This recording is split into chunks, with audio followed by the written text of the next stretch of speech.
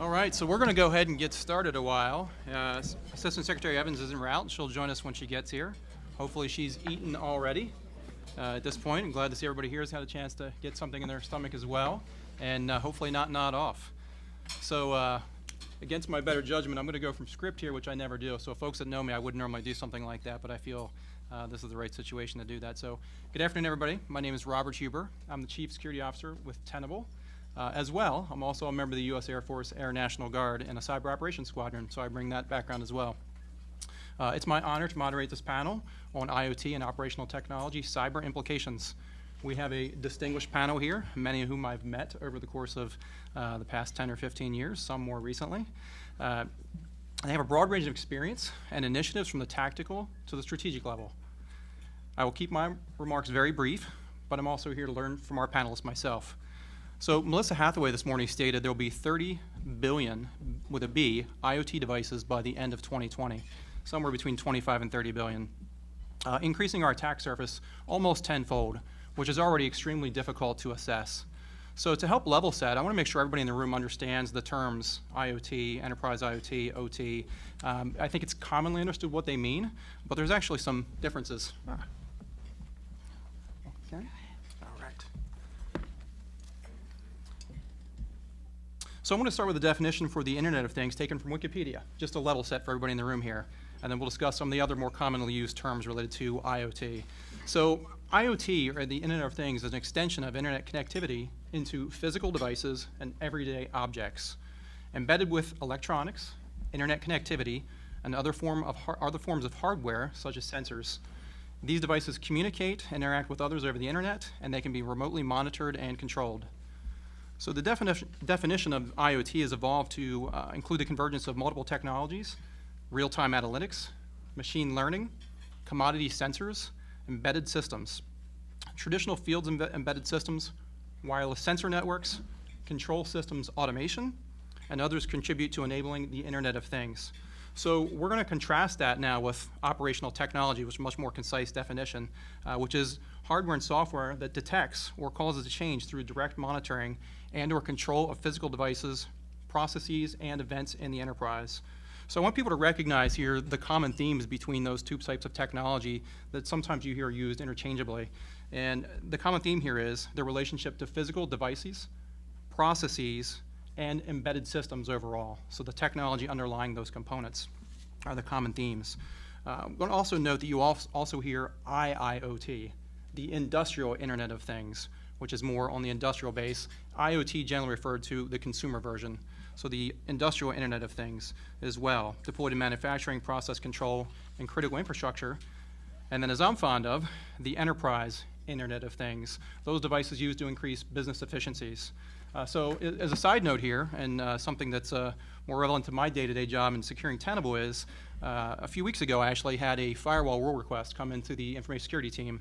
I tend not to look at those very often because we get lots of those per day, but I did note this one caught my attention because somebody was asking for a firewall rule for my vending machine on the 5th floor of our headquarters building to the internet at large. And of course I scratch my head and wonder, where the heck is this thing? Where did it come from? What network is it already on? And who's it talking to? All of which I have no idea. From my perspective, this just showed up and they were asking for access to the internet at large, which led me to all those questions, of course, I didn't have an answer to. So when we talk about these devices that may seem innocuous, in this case, that I would call enterprise IoT, in that case, a vending machine that's on the network. Those number of devices for IT, you could argue they're in the thousands. For IoT, or IIoT, or enterprise IoT, hundreds of thousands of devices. So my ability to assess and fingerprint and determine what those devices are becomes extremely difficult.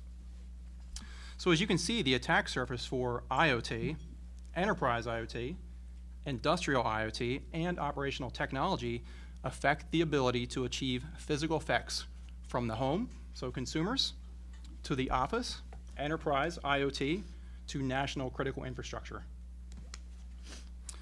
So previously, the military used the terms kinetic and non-kinetic to distinguish between cyber means and not cyber. And I would assert that those terms no longer apply, as cyber can now be used to achieve both kinetic and non-kinetic effects. hence the term effects-based operation in this case. So with that understanding, I'd like to quickly introduce the panel members, noting that you have their full biographies and the information available to you. And after the introductions, I'm going to give each panel member 5 minutes to discuss the topic at hand related to any initiatives they or their organizations are pursuing and work as it relates to IoT and operational technology to help us reduce this growing attack surface. And then at the end, I'll allow sufficient time, hopefully, to entertain questions. And when we get to that point, I think we have a microphone over here. Is this the only one? I believe. Yeah, microphone up here. If you could find your way to the microphone when you get to Q&A, that would be fantastic. So now on my right, we have the Honorable Karen Evans, Assistant Secretary, Office of Cybersecurity, Energy Security, and Emergency Response, U.S. Department of Energy. To my left, Ron Hahn, as I understand it, his call sign. And he's the Executive Vice President for Strategic Growth at AECOM. On his left, Dr. Reiko Kondo is the Director of Office of Director General for Cybersecurity, Ministry of Internal Affairs and Communications from Japan. Dr. Jarno Limnéll, CEO for Tosibox and Professor for Aalto University, is that correct? And then to the left, Ms. Jeanette Manfra, Assistant Director for Cybersecurity, Cybersecurity Infrastructure Security Agency, U.S. Department of Homeland Security. And last but certainly not least, for those of you who know Joe Weiss, Managing Partner for Applied Control Solutions, and dare I say, industry stalwart for ICS and all things IoT and cyber. So what I'm going to do is I'm going to start the conversation with a few questions, and then we'll see how it goes from there. So actually, roll back here. So we're going to give each of you the 5 minutes to discuss cybersecurity and the application implications as it relates. You could have started with. No, I'd go right into the questions, and I don't want to do you a disservice, Karen. That's okay. So please, we'll start with you, since you just joined us, and hopefully you filled your belly before you arrived here. No, that's okay. I was running from another meeting. Hi, I'm Karen Evans, and I am as billed on the Assistant Secretary for Cybersecurity, Energy Security, and Emergency Response. So it is known within Department of Energy as CSER. So it is a new office that has been formed because the Secretary does have the highest priority. Everybody within the Department of Energy really is looking at the roles and responsibilities as a sector-specific agency and what we are required to do under the FAST Act going forward from FAST Act of 2015 and what the Secretary's responsibilities are as it relates to a grid emergency. And so the Secretary has really taken the approach that if we have energy security, then we'll have national security. And so he set up this office with the intent of it being all hazards from natural, man-made, looking at everything. So it's interesting, your definitions. I appreciate those definitions. But his major concern and what he loses sleep over all the time is, and he talks about this all the time and calls up, is that when a natural disaster is happening and we're reconstituting services, his concern is that that's probably when we are the most vulnerable as a nation. And so he really is concerned that our adversaries could then exploit that opportunity. And then when we're in a position of reconstituting services from a natural disaster, from a squirrel or man-made, that we are you're using hardware and software and you're using services that may not necessarily have been fully vetted because you're focused on trying to get the service up and running. And so that is why the office was set up. The things that we do as a sector-specific agency, we do in partnership with DHS as the lead, so I'm sure Jeanette will cover some of the overall DHS activities, but we do take the whole of government approach. There are some specific projects that we are looking at that hit specifically on the topic areas that you're talking about. We are very focused on operational technology, and what does that mean? The convergence of the two. We have taken the approach that the IT world, there is a lot of solutions in the IT world, that's not like where we're focused, that we're really very focused on what does the energy sector need, operational technology, and then from our area, when you're looking at Internet of Things and the things that you've described from that, from our standpoint, the Internet of Things can encompass anything from microgrids to solar panels to how are you going to have that resiliency of energy generation, and how do you make the grid itself resilient. So from renewables of using electric cars, plugging into your house, how your house could work, all of those things then they're really great innovations. But when we look at them, my group, we're looking at each of those as a new attack vector coming into the grid. So the other big initiative that the department has announced, so there is a funding opportunity out there that we are doing jointly with our energy efficiency and energy renewable group that is a cyber institute focused on advanced manufacturing, because our goal is to take advantage of all the innovation that is out there, to be able to use all of these different devices that are there, but really get to the heart of the issue of supply chain risk management. How are they being manufactured, and can we reduce the risk in the advanced manufacturing piece of this so that we can take advantage of all the technology. So I'll stop there and let the rest of the group go. Thank you. Fong? Well, I couldn't ask for a better first speaker. So, Secretary Evans, thanks for that, because some of the things that I'm going to talk about apply directly to that. So, first of all, I have a goal of this panel. So I sit on a number of panels throughout, and a couple years ago, I actually sat on a panel with Joe, and disappointingly, I had dinner with him last night. He didn't remember, so I'm hoping I do well enough this time that Joe actually remembers that I've sat on a panel with him. So. Anyway, so at AECOM, we're a large infrastructure firm that does a lot across not just infrastructure, but in services. And so one of the things that we looked at is kind of this understanding between the physical and the digital worlds, and go, what does that mean? We actually created a term we use just to characterize, we call it converged resilience, of understanding the impact of the digital and the physical. We see that now as we move in, and obviously as we talked about already, and Bob, I loved all the definition on all the various, IoT, OT, enterprise IT, how does that all intersect and how does it all relate? A couple of points I think are important for everybody to understand and kind of frame the discussion as we go forward. One is the fact that we have to understand, when we think of cybersecurity, we have to think at it through all the applications and all the devices throughout the entire life cycle, from inception to decommissioning, right? So the challenge is we constantly bolt new things on, right?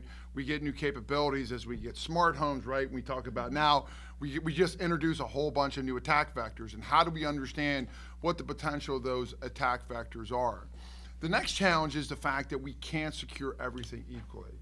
I tell this all the time. I do a lot of work oftentimes at C-suites, with CEOs and primarily with CFOs who oftentimes have the responsibility for risk. And one of the things they always ask me about is, well, I want to make my business or my enterprise completely secure. And I say, we can do that. There's a couple of simple steps we're going to have to do in order to make you completely secure. We're going to have to eliminate all employees, all clients, and then I think we have a shot at it. But if you're going to have employees and clients, there's no way you're going to be 100% secure. So rather, we have to understand your individual operation and then look at, and I really love the term resiliency that Secretary Evans talked about.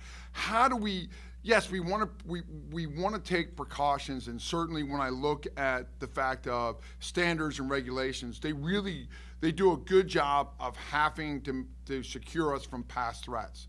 They don't do such a great job of looking at future threats and how we recover. So the goal becomes, how do we recover? And I absolutely love the comment about worrying about how does an adversary take advantage of an event, whether that's a man-made or natural disaster. In fact, last year, we did a really fascinating exercise that we had the Department of Homeland Security, we had FEMA, and we did it in the city of Houston a year after the hurricanes. And we did a cyber event that was held in conjunction with a hurricane, and what the implications of that were. And it was unbelievable working with the Army Cyber Institute, that we really didn't understand how to put those things together, because oftentimes the things that we need to be able to do to respond are open up new threat vectors. So obviously the concern after a natural disaster is we got to get water, we got to get power back, right? And so there's suddenly policies and procedures that are in place, we open up new vectors and new threat vectors. And it's interesting because we don't even understand sometimes when we think about, I heard this from one of the utility from the city of Houston, from the water department, and they said, well, we have no worries about a cyber attack in any shape or form. I said, really? How come? He said, my system's completely closed. I have a completely closed system. I said, okay, well, how is maintenance done, or things are added? How do you check on that? And he goes, oh, I've got a contractor who does, and he comes and hooks his laptop up. Completely closed system. Awesome. There's no vulnerabilities there. So we see the fact that it really does become about, we're never going to secure everything. When we look at it, and we really have some challenges, because I get nervous when I see, I always look at new technology. I always, my background from the Marine Corps is, I look at the threat first, and then the advantages second. We always tend to jump on the advantages first, and then don't necessarily understand, like the threat factors of, hey, I've got a smart home, and I can manage, my energy from my phone, not understanding what potential vulnerabilities does that create. I also look at things like AI and go, what is that going to do? Because I now worry about the fact of, and the easiest way I can put it is, my previous life, I flew AECCEs, and one of the most challenging jobs was managing. We had this is long before GPS. We had a kind of archaic navigation system, and one of the things you worried about was drift. And so when you did updates, every time you did an update, you potentially induced what we call drift or error. When I look at AI, my fear is something about that it's collecting data, it's making cognitive analysis off the data. What if the data is just slightly skewed to ultimately achieve something, or for the AI to go in a direction we're not aware of, right? And not understanding that there's, for lack of a better term, I'll use data drift. There's data drift that's not noticeable, it's not grotesque, it's not something that you would understand and go, I recognize that's an anomaly and I can take action. But subtle little things that ultimately could change the decisions and the outcome and ultimately the output. And as we get into more and more with robotics and machine to machine and AI, that becomes a concern. Can I introduce an algorithm that just enters gentle drift that I'm not going to recognize, that ultimately could have impact or ultimately can think? So I think there's challenges. I think the more that as a community we communicate threats, we understand vectors, and then it really comes down to about how do you, yes, prevention is important, recovery is equally as important, and understanding how do we put those so that we know that we can recover. It was interesting, when I was living in Texas, I belonged to a country club, and I came in one day and they're like, hey, Fogg, you're in cybersecurity, right? I'm like, yeah. And they're like, we've got a problem. They had a ransomware attack, and they took all their files. They couldn't do any billing. So they couldn't sell anything from the pro shop. They couldn't log tea times. They couldn't do anything. They're like, what do we do? I go, well, what's your backup? And when was your last backup? And they go, we don't have a backup. I go, pay the ransom and then get a backup. And next time when you have it, have a backup, knowing that you're resilient to this, so you go, this doesn't impact me, or I lose maybe a few hours and I've got a backup system recover. So those are the challenges. And with the introduction of more sensors, and we're only getting, and Bob, I think you put it, what, 30 billion over 50? Yeah, 30. Crazy number that we see every day, just the sensors we see in our own lives. So compelling challenge. Thanks. Yeah, I appreciate that, and I just want to touch on that point that you raised as well, is the fact that we're implicitly trusting the sensors, which, if you're a geek like myself, operate at the lower level of a Purdue model, level 0, 1, we implicitly trust those, and we've started security at the top level, so the IT components, and we're working our way down. But the assumption is, as you both mentioned, is implicitly trusting the data coming from the sensor initially, which if there's drift or the data skewed, how do you detect that? And I know that's near and dear to a couple folks on the panel here are going to touch on that as well. So that said, Dr. Kondo, to you. Good afternoon, everyone. I belong to Ministry of Internal Affairs and Communications, Japan, and also I have a position in Cabinet Office. And MIC, Ministry of Internal Affairs and Communications, is in charge of IoT security. So I just would like to briefly introduce you what we do. Recently, IoT devices such as cameras, web cameras, printers, and monitoring systems are widely used. And cyber attacks against IoT devices have been increasingly rapidly. We have a national laboratory, which is called National Institute of Communications and Technology, which is called NICT. And NICT observes global cyber attacks in real time by monitoring their darknet. Do you know darknet? Unused IP addresses. Using the darknet consists of about 300,000 unused IP addresses. And they use the system which is called NICTR and analyzes attack methods based on collected data. The number of attacks observed by NICTR last year was 150.4 billion, which was 2.8 times compared to that of 2 years before. Among them, targeting IoT devices increased by 5.7 times over the same period.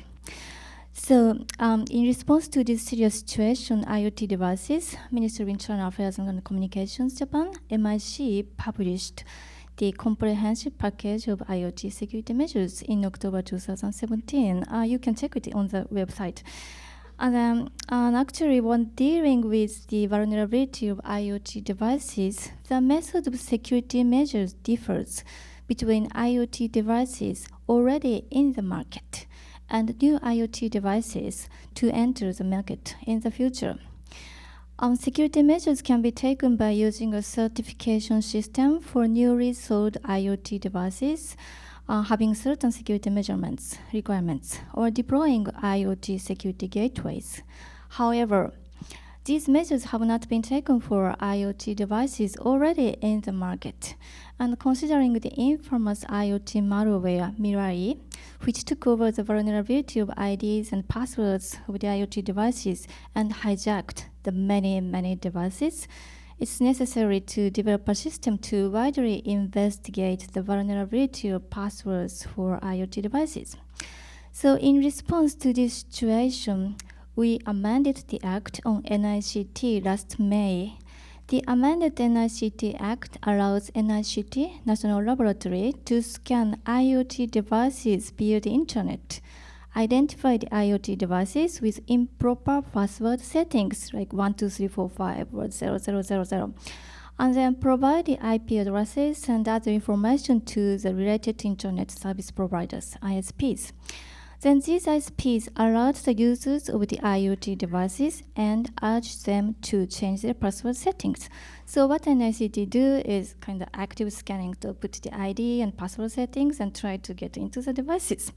So so this active scanning project is called Notice, and we just started this project this February. Actually, the similar notification efforts have been conducted by ISPs using honeypots since 2005. It's like 13 years ago. However, this time this is different. This is an active scanning thing. And for new IoT devices to enter the market in the future, MIC is now developing an IoT certification system which requires just basic security measures to IoT devices which are directly connected to telecommunications network. For example, these IoT devices will be required to have a function to encourage users to change the initial password settings. At the same time, detailed IoT certification measures are expected to be developed by the industry, private industry, in order to be flexible for the technological changes. So MIC is now preparing for the related ordinances, notifications, and guidelines for implementing the security measures. And this one will be coming in enforced in April 2020. And as for OT security and supply chain security includes both the IoT and OT. I'd like to just very briefly introduce you our efforts by the Cabinet Office. Actually, I have a position in Cabinet Office as well. So the effort is called Strategic Innovation Program, or SIP, and then this started in fiscal 2014. And annual budget for the SIP program is about $300 million. And SIP identified about 10 areas as the research areas, and cybersecurity is one of them. And for the first period of SIP, which is from fiscal 2015 to 2019, we focused on OT security for critical infrastructure. And for the second period of SIP, which is from fiscal 2019 to 2023, we focus on cyber physical security for IoT society, especially aiming at mitigating supply chain risks. Since there is a huge gap between IoT and OT communities in terms of cybersecurity, we've been closely working with critical infrastructure operators and related ministries from the beginning of the project, and trying to establish secure OT environment preparing for the Tokyo Olympic and Paralympic Games in the year 2020. So maybe I'd like to mention to some of the our initiatives later during the panel. So thank you. Thank you, I appreciate that. So from my perspective, that's a unique approach, the active scanning. I'm sure most people in here would shake their head and say there's no way that's going to happen. But the flip side of that is, like myself, as a security officer for a company, I have a Schlage Sense front door lock. I have a Lyric thermostat. I see software and firmware updates all the time, change the default username and password. And I'm not going to say that I don't. I probably don't, or I normally don't. So you're instead of putting the burden on the user, in this case the consumer in many instances, now you're actually feeding them information to tell them exactly what they need to do. Because otherwise you're looking at your phone, you're flipping through, you're seeing the notices, you have no idea what that means. And I know, like myself, if I run a firmware update, I'm praying that that thing doesn't lose power during the firmware update, because I've pretty much just lost or bricked my device in that instance. So it's very rarely people are willing to do things like that, but there's simple changes that can be made to improve the security of those devices and at scale. So I appreciate that. So Jarno, Dr. Limnéll. Okay, good afternoon, ladies and gentlemen. And I have to say that it's always a big pleasure for me to be in this conference. This is probably, I was just counting, 4th or 5th time to be in this conference as a speaker. And coming from Finland, it's even better thing to be here in the Washington, especially this time of the year. But I was actually thinking about revealing you, just in this room, a very big secret in the beginning. You know that according to the latest UN report, the happiest country report, Finland was actually ranked to be the happiest country in the whole world. I know that it's very hard to understand when you are looking at me, but anyway, on the other hand, we have been ranked also to be the safest country in the whole world. So, the main question is, and this is the secret part, that okay, we are the happiest and the safest country, how we do it? Any ideas? We are also #1 coffee consuming country in the whole world. So ladies and gentlemen, if you want to be happy and if you want to be safe, also cyber-secured way, just drink coffee. I'm actually bringing up very shortly 5 points when we are talking about IoT, especially in the strategic level. First of all, everything, ladies and gentlemen, will be connected to internet, sooner or later. Literally everything. And I think instead of we are using the concept already IoT, Internet of Everything, we should start using the concept IOE, Internet of Everything. Because when we are digitalizing everything, and we have to keep in mind that the main target, what we are digitizing in the world at the moment, is actually us, humans. We are digitizing human brains. So one of the key points when we are talking about these huge numbers of different issues that will be connected to internet is, and that's my first point, we should also consider what should not be digitized and what should not be connected to internet. I think that is very important point also from the ethical point of view. My second point is that everything will be smart. We are already, of course, talking about smart cities, smart cars, smart hospitals, and so on and so on. But if security is not taken care of, smart means same as vulnerable or exploitable. Smart means in that case exploitable or vulnerable. So in a key principle, I know that this is very simplified to put it, but what we have really not understood, not yet, is that security by design principle in IOE era is a must. And security can't be an afterthought in this development. The third point is that, of course, it's all about connectivity and data. Actually, a vast and increasing amount of the data. And as we very well know, the currency of the IOE era is data. And actually, the connectivity is the issue that really changes the world. But that brings to my third point, and that is the role of the artificial intelligence. When we are having this a lot of data in the world, I think the artificial intelligence and especially the new approach to the AI analytics is going to be much bigger thing in the coming years in this sense.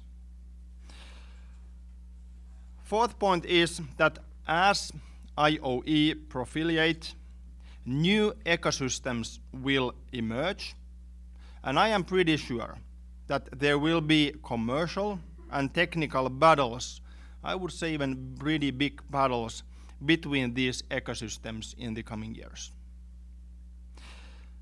My fifth point is actually the most important. What I have learned in my job, in the academia and in the business, that actually instead of talking about security or cybersecurity in the IOE or IoT era, we are more and more talking about actually the concept of trust. To what and to whom we can trust. And I think this trust theme will become more and more important in the coming years.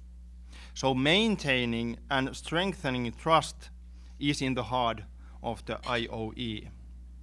And in a way, I think we are also in a very good place because we are now creating the culture, because security is always a cultural issue. We are now creating the culture in the IOE era. And how we are going to do that, that is the key question what we are answering and hopefully thinking about very globally in the coming years. Thanks. Thank you, Dr. Limnéll. So I think you raised an interesting point in that for safety integrated systems, speaking of them for a moment, their safety envelopes they operate within. The bound should never be higher than or lower than. And I think at least at this point in time for most of the IOE devices, as you refer to them, I like that, those bounds don't exist today. So we implicitly trust the data coming in, but we haven't established those norms or those safety envelopes like you would with a safety integrated system. Maybe that's something we have to pursue in the future. Ms. Manfra. All right. Good afternoon. My name is Jeanette Manfra. I'm here from the newest federal agency in the U.S. government, the Cyber and Infrastructure Security Agency. We were officially created and named in statute last November, though we've actually been around for about 15 years. Just took an act of Congress to rename us. But what that our organization was started really in the fallout and the aftermath of 9/11, and thinking about how do we work with non-federal entities, the private sector in particular, but also state and locals, to protect the homeland and to share information, and really thinking about it principally as a terrorism issue. And so we're given a lot of unique authorities, a lot of capabilities to really think about what does it mean to manage risk in the homeland. And as the threat changed and we had much more on cyber, we started as a very small group that was focused on federal cyber or other civilian federal agencies. And have since grown significantly, really to think about the threat now principally being in the homeland around the potential for significant cyber events. I'm the assistant director of the cybersecurity part of the agency. I have a colleague who's the assistant director for the infrastructure security, so the physical side. We still focus on physical threats. Soft target security is a large priority for us as well.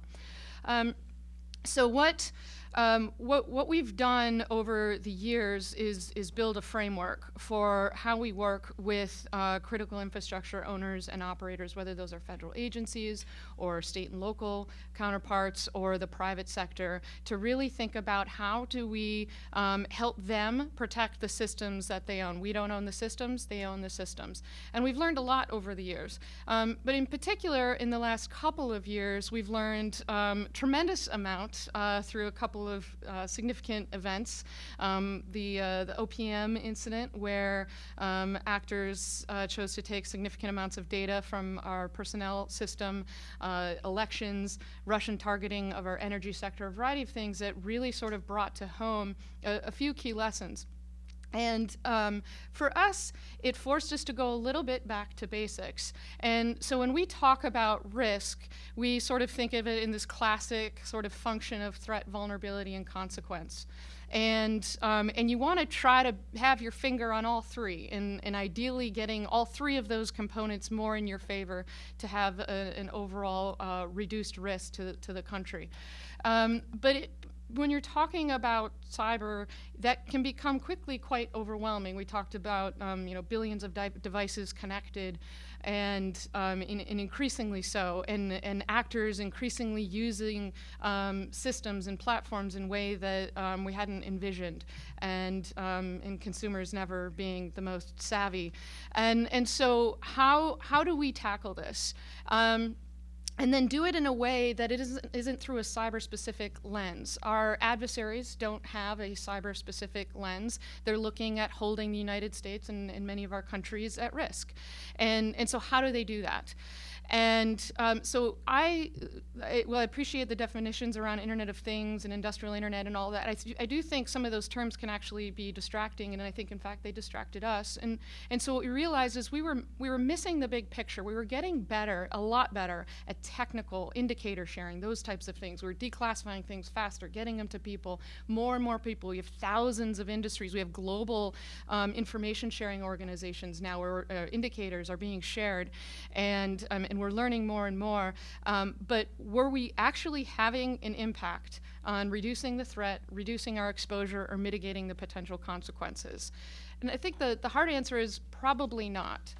And so we said, well, if it's not the devices, what do we really care about? And I assume most governments do this. You do continuity planning. What do you have to do if all the bad things happen in the world, and what are the things that you still have to keep up and running? Businesses do it in business continuity planning. And it's not so much about the systems or the devices, it's about the functions, right? And it's about those things that we actually care about. It's about the process of generating and delivering electricity. It's about our elections system overall. It's about our financial markets. And so we took a step back and spent roughly 8 months or so with industry and said, what is critical from a functions perspective, not from a software, from a device? We still need to get there. But what is critical from your perspective in making our country run? And so we're nearly complete with this process in developing what we now call a national critical function set. And it's really taking, in some cases, people will say, well, it's obvious, right? We want to generate and deliver electricity. We want to have a wholesale payment system that is safe and secure. We want to have a DNS ecosystem that works. But really going through that exercise and sitting back and thinking, these are the things that our country right now depends upon. Some of them are digital, some of them are not. Some of them are on their way to becoming more digital, some of them are not. And then really thinking about what are those functions, having common expectations between us and industry and our state and local partners, even coordinating internationally with, I assume everybody generates electricity in roughly the same way. So it's, the sort of thinking about how are these similar. And then taking a look at how would an adversary disrupt these functions. And by taking a functional approach, what we're starting to, and we're not going to try to boil the entire ocean. We know we can't reduce all threat or reduce all vulnerabilities or mitigate all consequences. But by focusing on those critical functions that our citizens and travelers and particularly global customers rely on in order to work, we think we'll get much more fidelity both on how do we disrupt an actor's ability to target those systems, and then do start to get down to, well, what is the software? Do we have one piece of proprietary software that everybody in this critical system uses? Yes, the answer is yes, in many cases. And so is that something that an actor would use a supply chain attack against, or something others in order to get in there and disrupt that?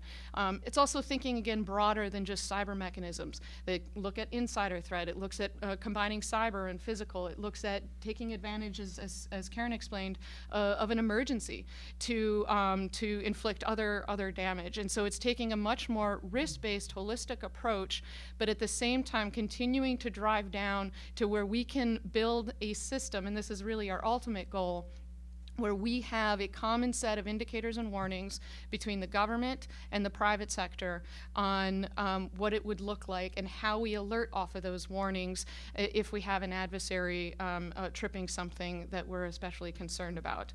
And that means that we may not be focused on every single consumer device that is out there.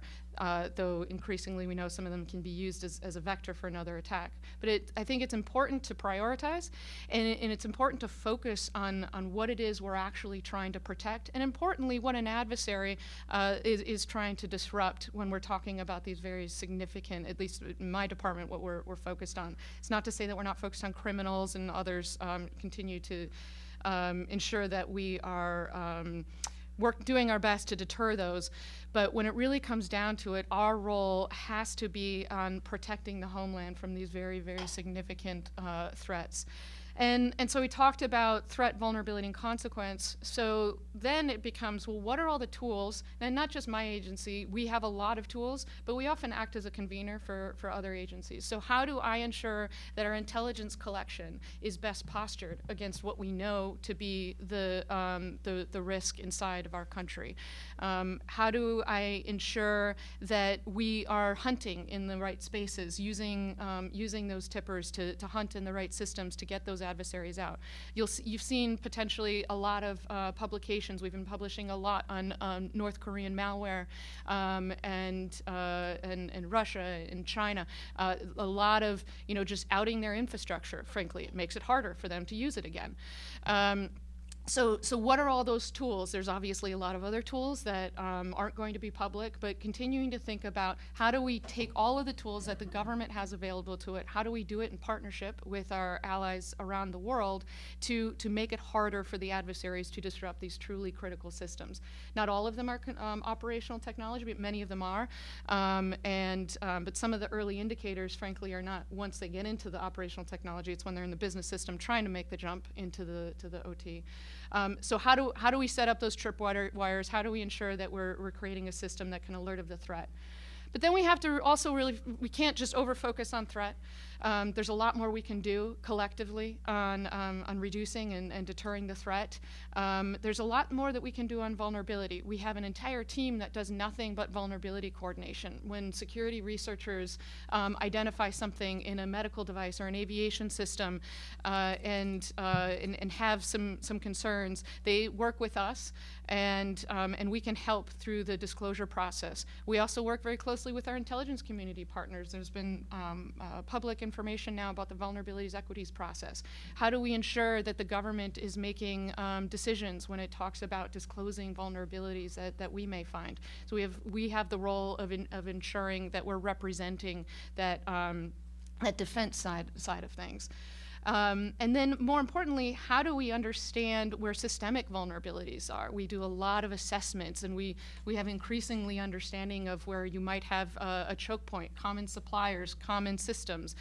So what are we doing to engage with the owners of those common, those potential areas for an adversary to scale a large attack? How are we working with them to reduce that vulnerability?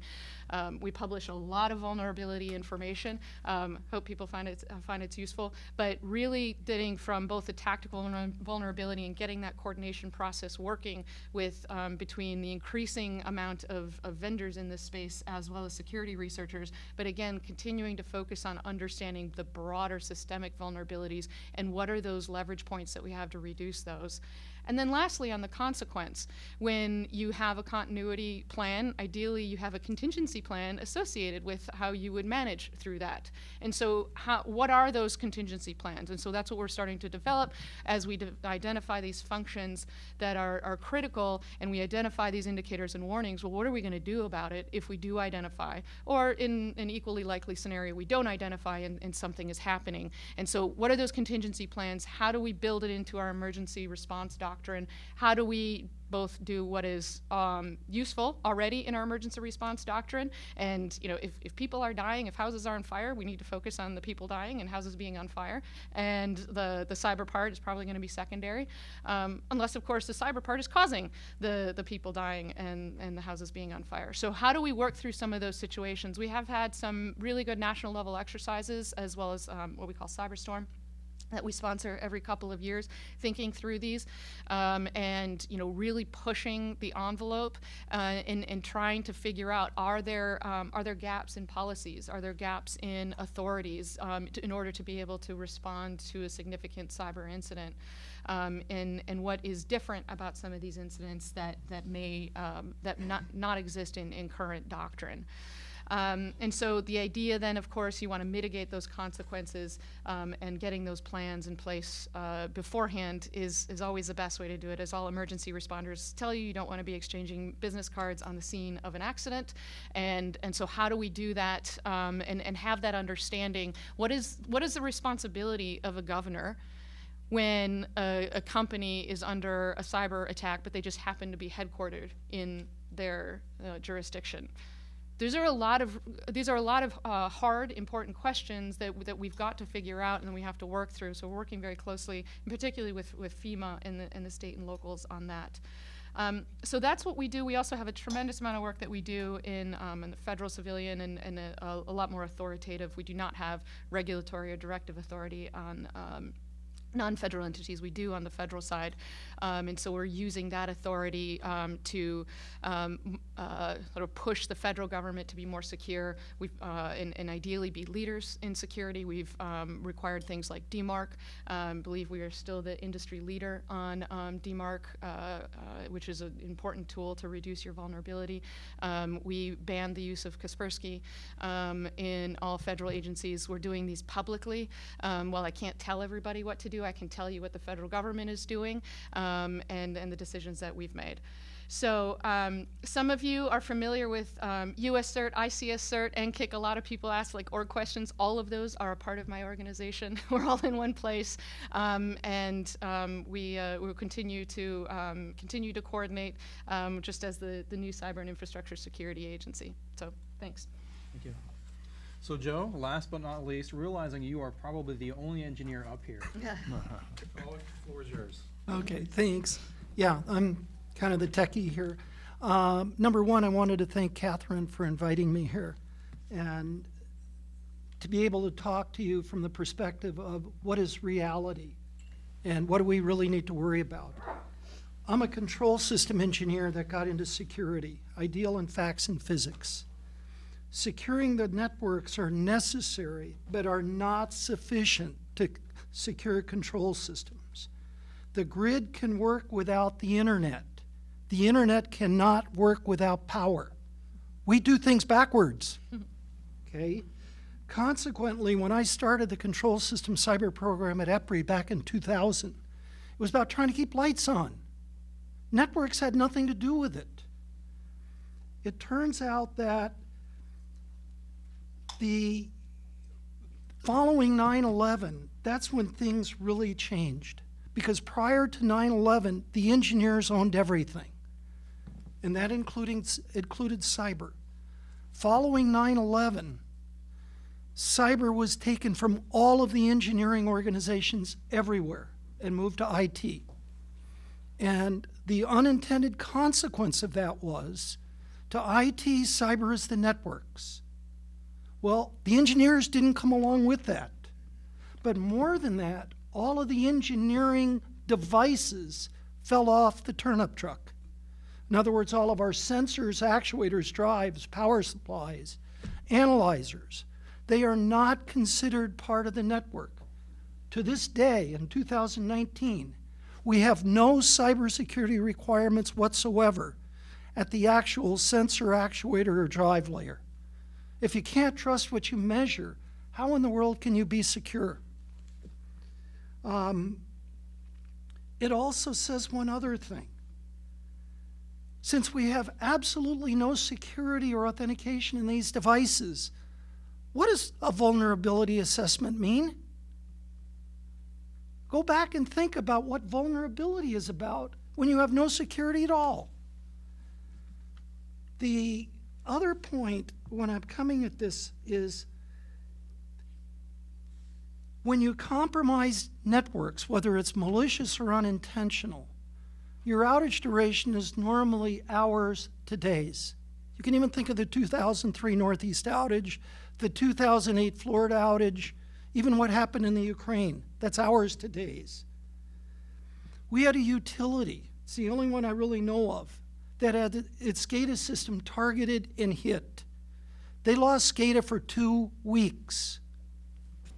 It took 4 man-months to recover, but they didn't lose power. Losing SCADA does not equal losing power. What happened in the Ukraine is they went to manual operation for probably 6 months. Why? They couldn't trust the networks. You're all looking in the wrong direction if you want to keep lights on and water flowing. These are engineering systems. The Aurora vulnerability, this is what was demonstrated in 2007.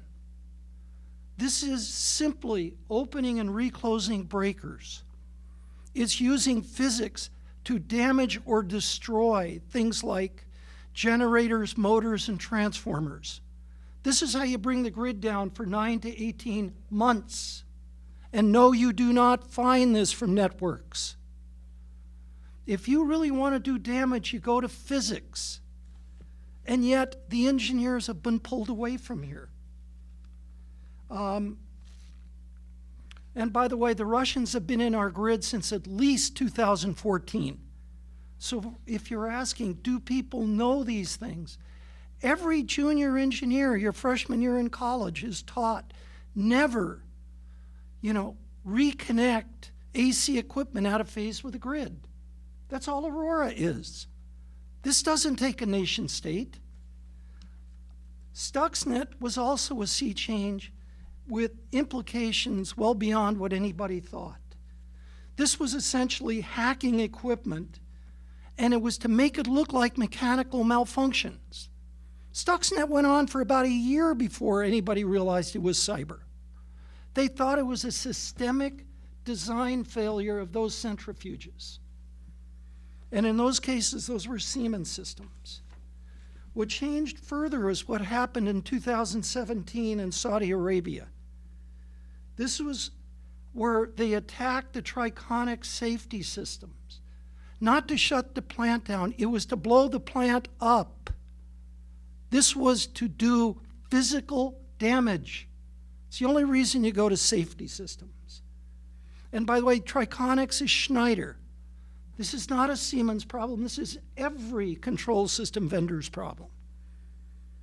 What made this different and should shake everybody in this room up was that malware was found in August 2017. What really happened was that plant tripped in June 2017, and nobody knew it was cyber. We don't have the ability today, even when a plant is tripped, to detect a cyber attack. That should scare everybody. This goes to the heart of everything we've been saying we should be doing. The real gap that we have is not ITOT. Those are figments. I've got a new term. It's called packets versus process. As an engineer, I care about the process. What IT cares about are the packets. I can change anything and everything before it is a packet. You will not find anything. Where are we? I wanted to also bring up a couple of things that I heard. In fact, I wanted to bring up one other. Just so people don't think this is just quote-unquote industrial infrastructure. We had a data center that was cyber attacked, and it fried every single server in that data center. And it came because they compromised the uninterruptible power supplies. You won't find this on any networks.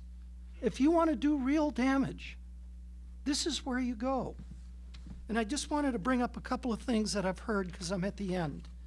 One is, I was on a committee or a panel, whatever, through Idaho after Katrina. Why? We're trying to figure out, how did you bring everything back when you couldn't get people out and you had to live with residual vulnerability? Okay? That goes all the way back to Katrina. The second point is, I've worked on sensor drift. I've been doing that for basically my whole career. What happened with the Bellingham, Washington gasoline pipeline rupture, what happened with others that was sensor drift in cases. The sensors didn't fail. Today, we don't have the capability of knowing if the sensors are really doing what they're supposed to do. Plus, we have no idea if they're compromised or authenticated. This is pressure, level, flow, temperature, voltage, current, radiation. I can keep on going. This is what's been left off because it's the engineering side of the world. The last thing I wanted to mention is, if you want to get an idea of what IoT is, I had to do a walk down.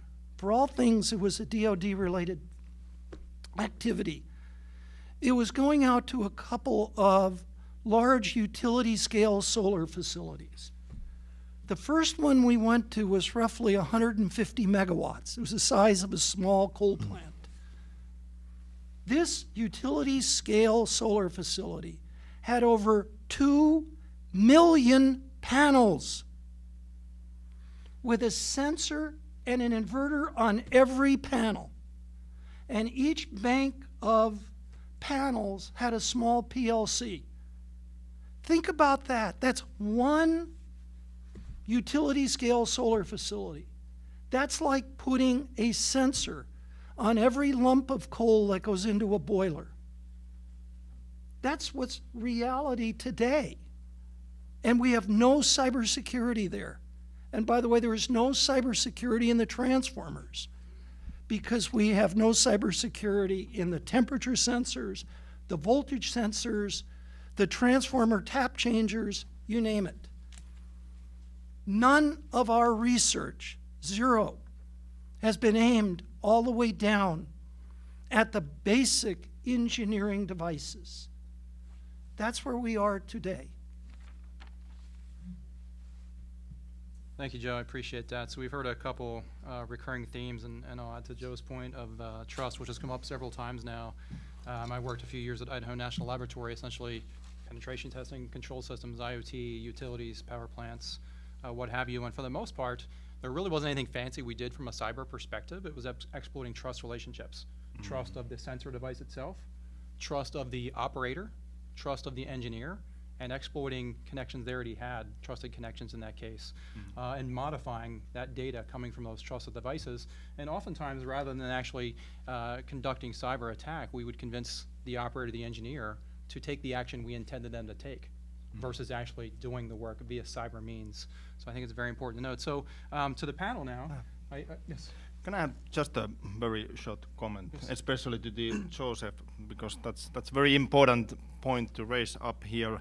We have to understand, like you very well said, I would say every society, like United States as well as Finland, we are software societies already.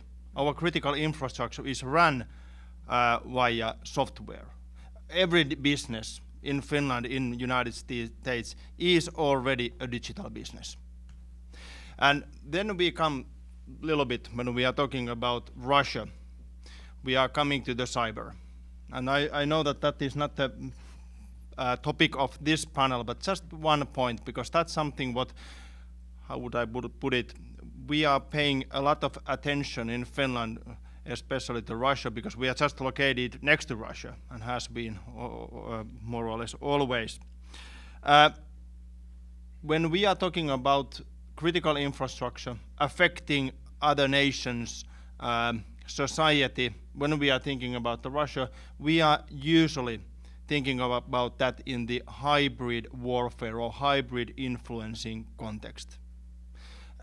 And in purpose, when you are doing that kind of hybrid influencing operations, you want to stay behind the so-called declaration of war, below it, don't cross it. And in that sense, when we are thinking about the security and also thinking about the IOE or IoT, we have to pay more attention to Russians' capabilities in both cyber technical capabilities, meaning breaching in for certain systems, manipulating data, so on and so on.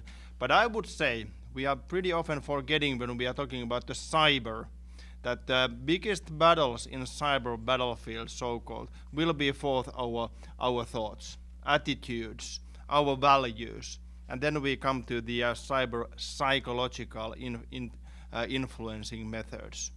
And they are developing all the time. So I think one of the key points in this, because there is so much expertise in this room, is that, for example, the election security is a very hot topic in Europe at the moment. But if we are preparing the Russians' interference, both cyber technical and cyber psychological, those methods, what we have already seen, or what has already been experienced, we are one step behind. So we have to foresee a little bit what is the next wave in these different influencing methods. And I think that is a challenge for us when we are thinking about our digital societies nowadays. Thank you. So I want to be conscious of everybody's time here.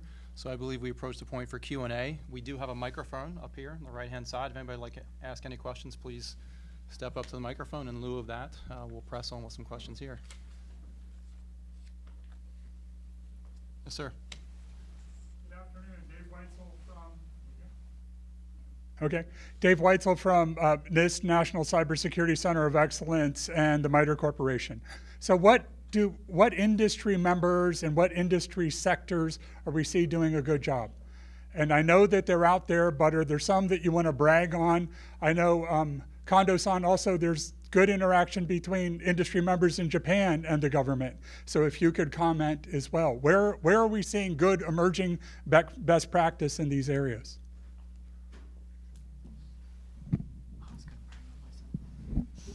So generally, and actually, in Japan, we specify 14 areas as a critical infrastructure, and which includes like financial, communications, and energy, and so on. And then, especially financial area is doing fine because they have a strong regulation, and then they are always looking at the Ministry of Finance, and then they are strongly regulated by the ministry. And then, actually, also, the communications industry is doing quite fine. And actually, MIC is kind of have a really good relationship with communications industry. And then they have ICT ISAC. Do you know ISAC, right? And then what they do is industry-based information sharing. And then also they try to predict some cyber attacks. And then the good thing is ICT ISAC is the first ISAC which was established in Japan. And then they have a long history starting with the telecommunications ISAC. And then recently several other ISACs like medical ISAC or transportation ISAC, and they come to ICT ISAC and consult with them how to establish ISAC things. So the good thing is communications industry, I mean ICT ISAC have a good knowledge, they have a specialist, and then they give their expertise to other ISACs. And then also ICT ISAC has a good relationship with US ISAC. And then recently we work really closely with them, and then we exchange information, and then we exchange the best practices. So in that way, I believe that communications industry is doing fine because of their network expertise. So I would be remiss if I didn't brag on the energy sector. And I would like to highlight the piece that Bob talked about. And there is a long history in the energy sector, and the piece that you hit on is that trusted relationship.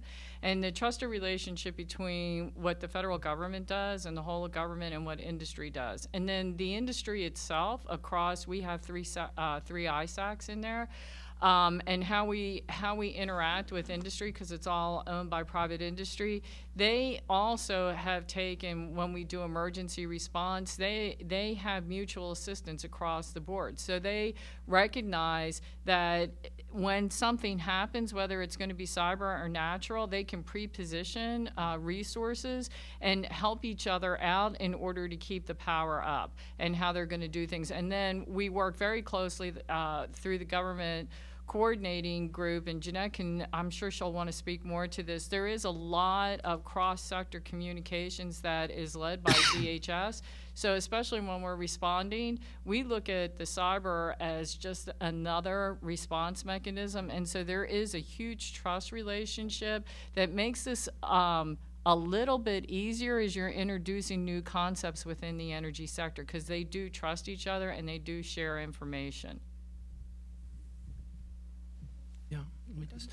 I happen to be the managing director of ISA 99. That's the International Society of Automation. That's the Control System Cybersecurity Standards, the 62443 series of standards. It was originally really pushed by the chems and petrochems. And now it's probably one of the most widely used. Arguably, the industry probably, or the two industries who probably are least involved, are electric and nuclear, which is kind of a shameful thing. But that's probably, in my mind, the best. Now, having said that, I wanted to bring up one other thing. I led a special task group, and the special task group was to ask, do those standards apply to our legacy sensors, actuators, drives, in other words, the Purdue Level 0, Level 1? And the answer is no, they do not. The Society of Automation Engineers has come to me. I'm supposed to be giving a presentation to AECCE on smart cities in a few months. What has fallen off everybody's radar are these lower level devices. Nobody is doing that.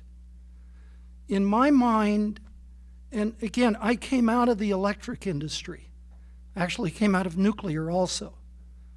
ISA 99 to me is by far the most comprehensive set of standards, and all of the vendors are on it. You know, all of the big players are there. And at the network layer, trying to separate 0-1 from up above. When you go up above, to me, that's there, and there is a lot of interworking relationships there. It's just not below. That's where we're missing everything. I can add I'll just do 30 seconds because I have no desire to be the one to rate our companies. You know, I think my first answer would be according to what measure are they doing well. You know, we worked really hard on the cybersecurity framework with NIST, and I know internationally a lot of organizations are adopting that. But what is the standard of care? What measure does good look like? I can tell you anecdotally, it's not so much an industry by industry, it's a large versus small. So every industry has large players, I think, that seem to, do very well. You could look at whether they're in compliance with the various different regulatory regimes that are in place, and they probably do better than the small and medium. But I think it's a common question that we get, and I just sort of there's. According to what measure is anybody doing well in cybersecurity, and I think that's something that we need to keep pushing on. Thank you. Tom Farmer from Envoy Strategy Group.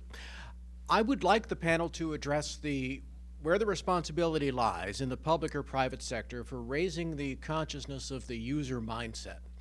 Nobody has really talked about the user's role in helping to assure security.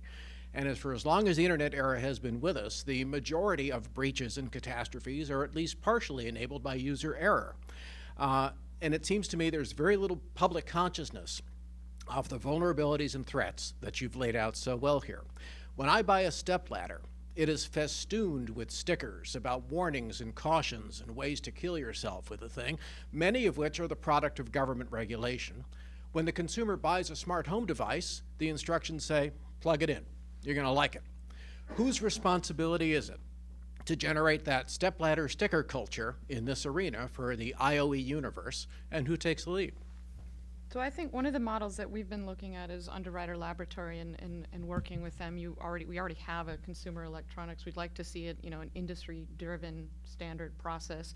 It's hard when a consumer is faced with a $1,600 device or a $400 device. Like who's making that case? And there's really no case to be made to, even my family who's generally more secure, we don't buy any devices like that in our house.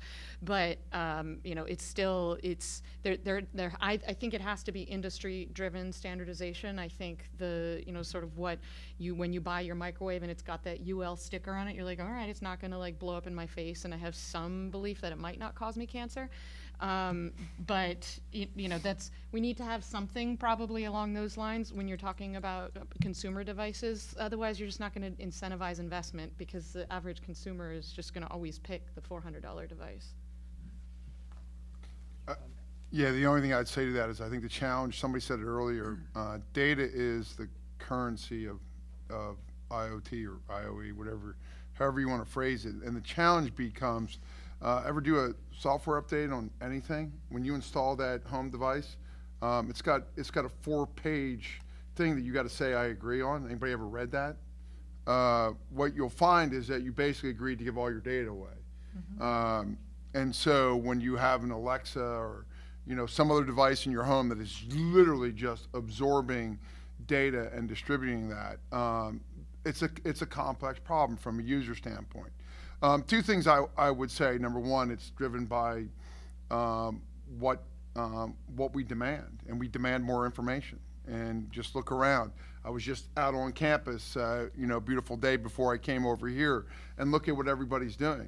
I went to college in the 80s, and everybody'd be sitting on campus throwing a Frisbee or sitting around a group talking. What are they all doing now?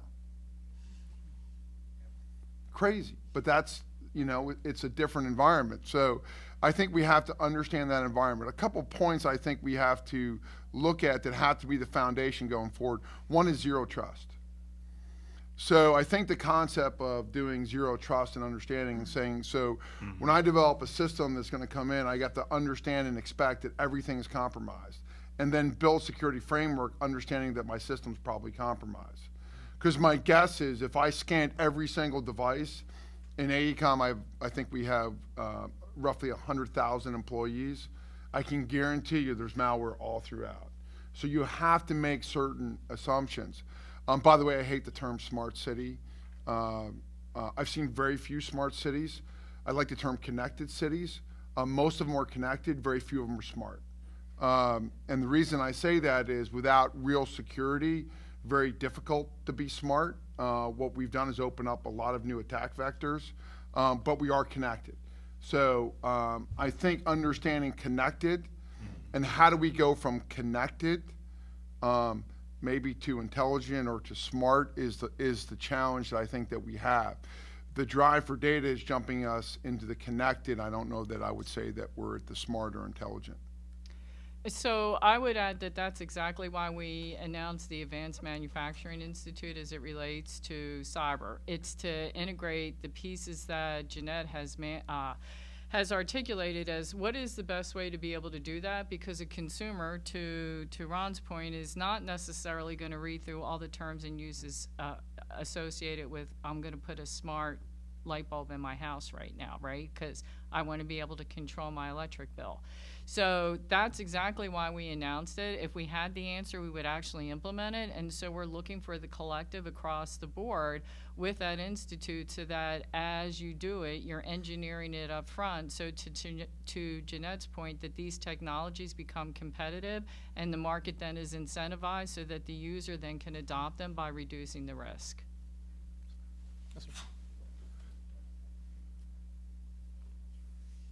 Hi, I'm Robert Orr. I'm from Appian Corporation. And I'm just a software engineer working in InfoSec. And at first I was going to thank Joe for demonstrating that engineers can also swim in this pool. But then after hearing him talk, I just wanted to say thank you for scaring the living crap out of me. Anyway, my question is whether the Bloomberg report is true about the supply chain attack on the motherboard, the additional chip on the motherboard. It does bring up the vulnerabilities of our supply chain.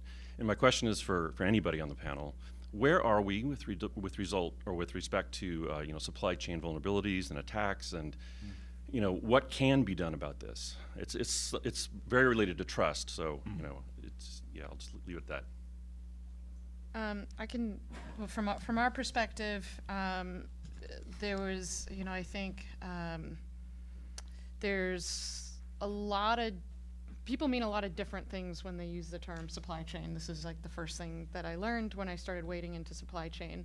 And you could be talking about business relationships, you could be talking about hardware components, you could be talking about who wrote your code, and how do we get more transparency in that. So I think part of what's really important, like we define the terms in the beginning, is what are we talking about when we're talking about supply chain? Because we tend to see more on the business relationship manipulation supply chain sort of things than in actually in these very complicated kind of hardware, which tend to be mostly theoretical. So what we've looked at is we identified a few gaps over the last few years internal to the federal government in how we were thinking about third-party risk for IT products and services. So that's how we narrowed it down. Let's say, okay, let's talk about third-party risk for IT products and services that the federal government procures. And there was a lot of barriers to how we actually aligned our procurement decisions with any information that the government may have had available to inform those procurement decisions. And really a procurement culture in the federal government, which I've learned from a lot of companies, it's actually quite the same. It's, you're really trying to shield yourself from legal risk and trying to get lowest price technically acceptable, and which is, it's a low bar. Worked with Congress. Actually, they passed some pretty landmark legislation in December, standing up a Federal Acquisition Security Council that I'll represent for DHS, and some others will be on there, but really looking at how do we think about our entire acquisition and procurement models to incorporate mission risk into these decisions that we're making. So it's a very, very heavy lift, but we've got to be able to, and also provided some protections because it starts to get a little wonky when you have to make sure you're providing due process and transparency. And then there's this larger ecosystem of how do you protect the U.S. sort of as a whole against some of these, and so we narrowed it down and focused more on what I would call kind of the digital supply chain. So the information communications technology industry stood up a task force, and they're working on 4 lines of effort that I'm not going to go into detail on, but really looking at how do we build that trust, how do we get the information so we're not just holding it in these super secret counterintelligence channels, but that we're actually operationalizing that information. How do we understand, again, risk? we often get a really good picture of what we think is a threat, but then we'll talk to industry and we'll be like, it's really not that big of a deal, or vice versa. They may see something that's a big risk that we're not tracking. So we're working with all of these companies to get a set of how do we build that trust? What does a qualified manufacturing list look like? What is those sorts of things to where we can get to some tangible outcomes. We're not going to solve everything. We're trying to help people understand, like, you should probably know where your coders are coming from. Try to push some more transparency on digital supply chain. Where is your software actually coming from? But we're only going to tackle some parts of it in the initial stage. Okay, so real quick, in the energy sector, so I would again be remiss if I didn't talk about the national labs, but we do have a specific project that we have underway called Cytrix that's actually looking at the components. So a lot of the things that Joe talked about that scared you, we're actually down in those, looking at that to see where, actually down at the hardware, how do you leverage that, the information that's coming out of that. And I liked his point about physics because we're looking at quantum key distribution and how you use that in order to assure that data is the data. I know a lot of the industry is looking at blockchain, but we're actually looking at physics as physics. And so the way that you can use quantum key distribution onto the reliability of the data that would be coming out from these multiple pieces of equipment. And then as we're doing that analysis, we share that out with the sector as well as they're buying different pieces of hardware. So the piece that he brought up about transformers, those are huge. So we know the risk associated with that, and those are not manufactured here. So that's how we're looking at this, and then what is the biggest impact and what is the widest deployment, and then looking at that, and then how do you then move from there. So we're leveraging a lot of what is happening in the national labs, and we have a short-term one, which is our Cytrix, and our longer-term issue and initiative is the Grid Modernization Initiative, and we have a Grid Modernization Lab Consortium, so it's the best minds from the national labs looking at how do we then leapfrog into the next generation. So I believe we're out of time at this point, correct? So I think I could wrap this up pretty easily by saying trust and assurance, trust and assurance, trust and assurance. That seems to be the common theme, whether it's at the sensor level, whether it's at supply chain. We keep harping on the same themes, and I think work going forward. I know there's a lot of working groups for supply chain, both within and outside the government as well, and NIST 863 addresses supply chain as well. It's the trust component to the sensor level that seems to be at issue in a lot of cases. So I want to thank the panelists for your time, attendees as well. Thank you very much.